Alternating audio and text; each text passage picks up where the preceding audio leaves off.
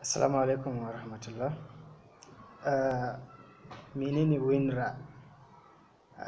Mun faɗi WinRAR application a wani bidiyo namu na baya, cewa idan kana so ka saka password wa aikinka sai ka yi installing din shi.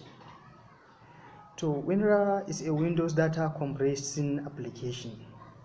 Ma'ana wani application ne wanda yake baka dama ka ɗaure bayananka, ka tamke su a guri ɗaya ba tare da sun samu matsala ba.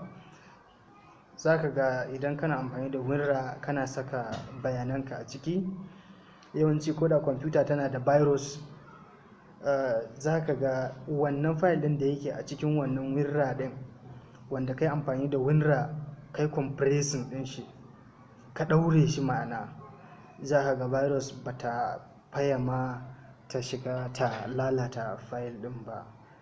Kuma yadda daga shi nan ma, daga alamun ma, daga irin icon ɗin application ɗin, za ka ga kamar littattafai ne aka ɗora aka ɗaure su.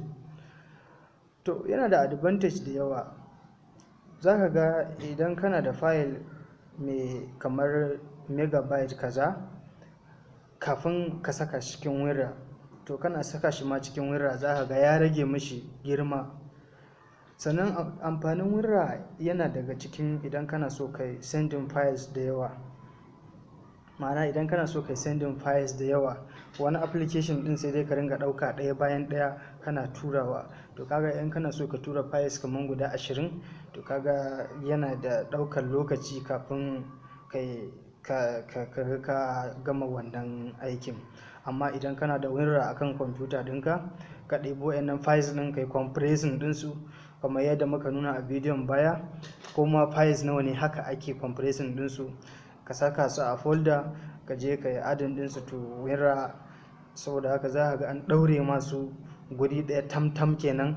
Saboda haka a lokaci ɗaya za ka ga ka tura bayananka ba tare da wata matsala ba, kuma ka rage lokaci, sannan ka yi saving data ɗinka, musamman a online ne abubuwan.